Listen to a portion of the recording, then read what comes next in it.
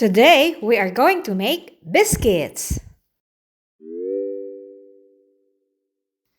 Kumuha ng isang mixing bowl at mag-crack tayo ng isang itlog.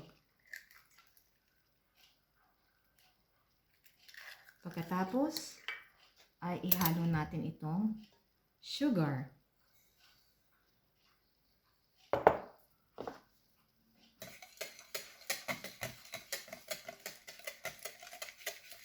Pagkatapos na maihalo siya, idagdag naman natin ang butter.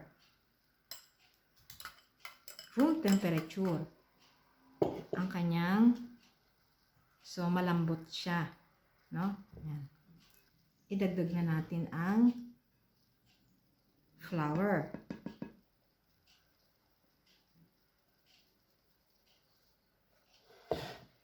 Pagkatapos paghaluin,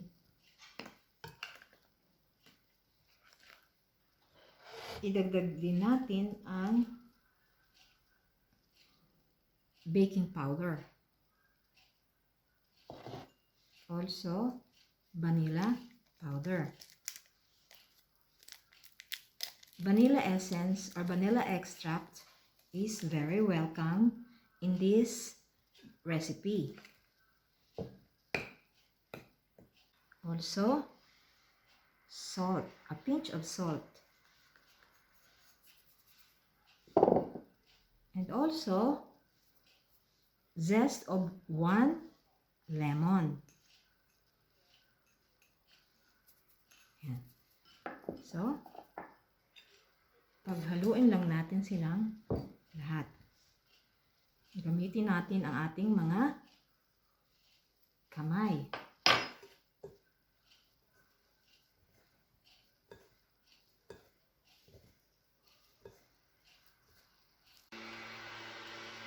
And then, ito na ang kanyang itsura.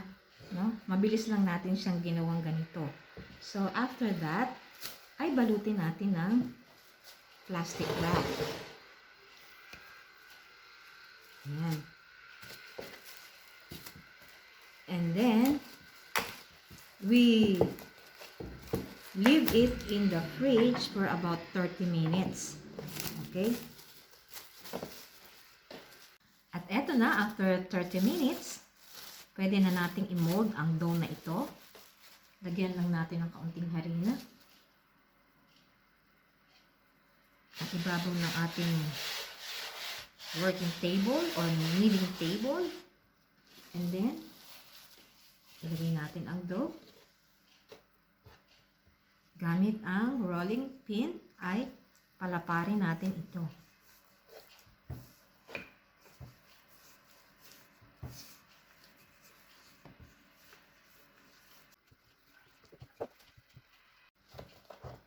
So, ganito kakapal. Ito yung mga molders na aking gagamitin. Ayan. So,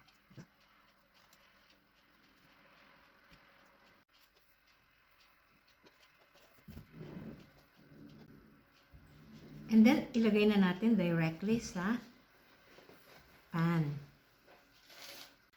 Gamitin ang dough cutter. Okay.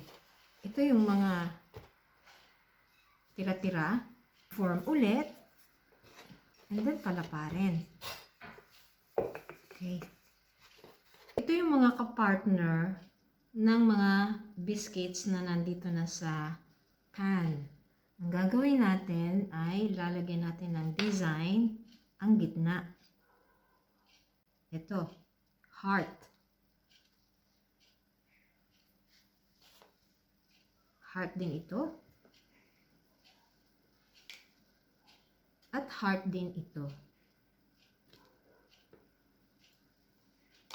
Ito naman, circle.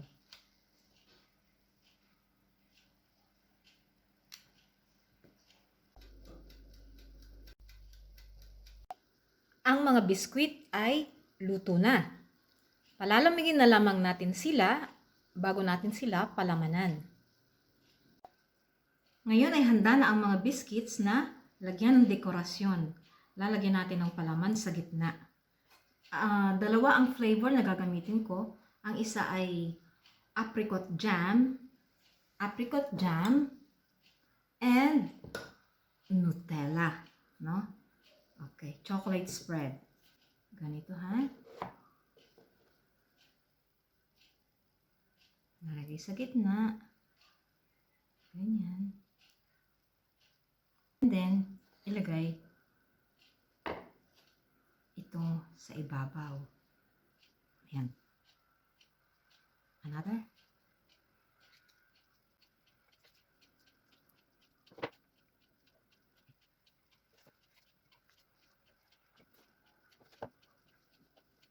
Sa natitirang tatlo naman ay nutella.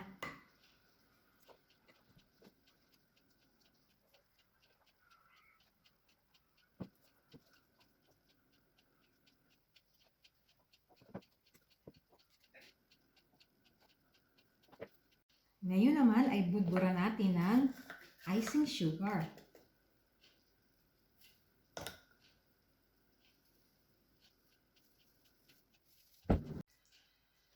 Ngayon ay iayos natin sila sa isang lalagyan.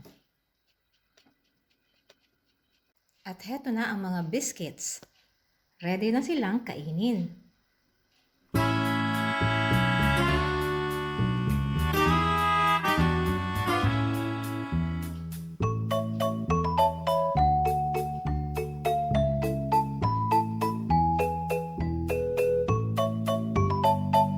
Thanks for watching!